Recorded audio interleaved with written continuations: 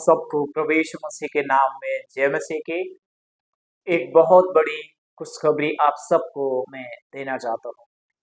मेरे प्रियो, मैंने काफ़ी दिन से यूट्यूब पर वीडियो लेकर नहीं आया था और आज मैं इस वीडियो के माध्यम से कुछ बातें अच्छी हैं, उन बातों को आपके बीच में मैं साझा करना चाहते हैं। बात करना चाहता हूँ मेरे प्रियो कि जो मैंने प्रभु यीशु मसीह के नाम में जो प्रभु का राज्य के लिए भवन को परमेश्वर की सेवा के लिए तैयार किया है। तो मेरे प्रियो, ये घर है और बन चुका है। परमेश्वर का धन्यवाद करता हूँ और परमेश्वर चाहता है कि हम एक मन हो रहे। हालेलुया। सो मेरे प्रियो, आप सबका वेलकम है। प्रभु में आप सबका भाई पास्टर शुभम लाल आगरा की धरती से आप सबके बीच में एक और समाचार, एक और मैसेज मैं लेकर आ रहा हूँ और कुछ बातें अच्छी हैं, उन बातों को आपके बीच में मैं बताना चाहते हैं। सो मेरे प्रिय, अगर आप मुझे कहीं से, इंडिया के कोने से, इंडिया के राज्य से, चाहे उत्तराखंड, महाराष्ट्र, छत्तीसगढ़, उड़ीसा, वेस्ट बंगाल, कहीं से आप मुझे देख रहा है, आप लोगों को मैं बताना चाहते हैं मेरे प्रियो, हमें मुश्किलों से भागना नहीं है, मुश्किलों से लड़ना है। क्योंकि हम जब लड़ते हैं तो हमारी प्रॉब्लम खत्म हो जाती है। हालेलुया। सो मेरे प्रियो, मैं बात करना चाहते हैं कि हम जो परमेश्वर के साथ एक सच्चा समर्पण रखते हैं, उस समर्पण को परमेश्वर आशीष में बदल देते हैं। और वो समर्पण हमारे लिए आशीष का कारण जब बनता है, जब हम उसकी ईमानदारी को पूरे निडर के साथ, पूरी विश्वास योग्यता के साथ, पूरे समर्पण के साथ कार्य करता है, तो उसको परमेश्वर आशीष में बदल देते हैं। उदाहरण के लिए मेरे प्रियो, एक बाइबल में एक बहन थी जिसका नाम है सामरी स्त्री, और वो यहूदियों के देश में से बहुत चीजों को मानती थी और उसका जो जीवन है, बहुत चीजों को प्राप्ति के लिए उसने बहुत सारी यात्रा किया, बहुत सारे मंदिर में गया, लेकिन उसको वहां से भी उस चीज से आराम नहीं मिला।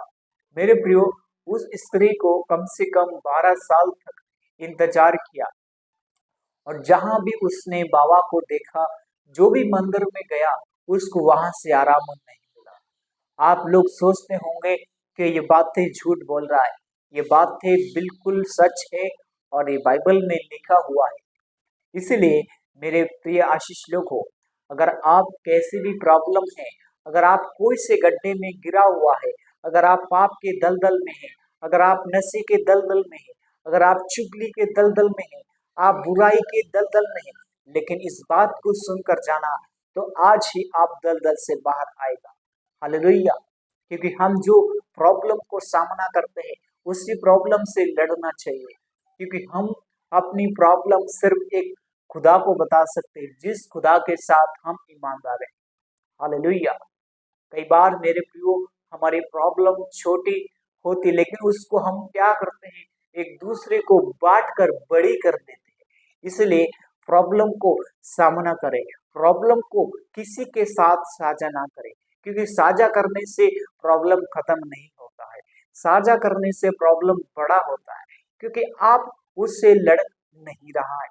उदाहरण के लिए बात करना चाहते हैं, जैसे कोई विधानसभा का चुनाव होते हैं और तो अलग अलग पार्टी अपना वोट का प्रचार करते हैं और गांव गांव में, शहर शहर में, जैसा भी उसका जितने भी गांव उसके क्षेत्र में आते हैं, उसके वार्ड में आते हैं, उन जगह में जाकर लोगों से हाथ जोड़ जोड़ कर विनती कर कर क्या का मांगते हैं, वोट मांगते हैं। लेकिन बात करना चाहते हैं, जो उनका समय के साथ वो क्या करते हैं, आपके पास आएंगे, लेकिन जब उनका समय खत्म हो जाता है, आपको उसके पास जाना पड़ता है।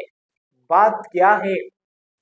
बात यह है कि जो कुछ वो दिखावा के लिए करते हैं। इसलिए मेरे खुदा के आशीष लोगों, हमें दिखावटी नहीं करना है। जो भी करना है, एक सच्चा प्रकटीकरण, और वो प्रकट ऐसा करना है ताकि लोग आपके नाम को देखकर चले। हालेलुया। क्योंकि आप जो करेंगे उसमें आपकी उन्नति होगी। अब जो उसका चुनाव का प्रचार हो जाते हैं और जब अपनी अपनी पार्टी प्रचार कर लेती है और कहती है कि अपना वोट हमें देना, लेकिन मेरे खुदा के आशीष लोगों, अगर आप सच्चाई के साथ चल रहा है, अगर आप ईमानदारी के साथ चल रही है, तो आप एक सही रास्ते में आ रहा है। अगर आप एक सही रास्ते में आना चाहते हैं तो आपको उन चीजों को फॉलो करना पड़ेगा जो आपके लिए मुश्किल है। उन चीजों को छोड़कर एक सही ईश्वर को खोजना है, जिस ईश्वर के लिए अगर आप चलेगा वो आपकी 100% जीत दिलाएगा। चाहे आप किसी भी चीज को काम करता है, चाहे आप किसी भी चीज में जा रहा है या जा रही है, आपके सामने कैसी भी प्रॉब्लम हो, आपको हार नहीं मानना है, क्योंकि आप ईमानदार रहेगा तो वो आपके साथ ईमानदार रहेगा। हालेलुया।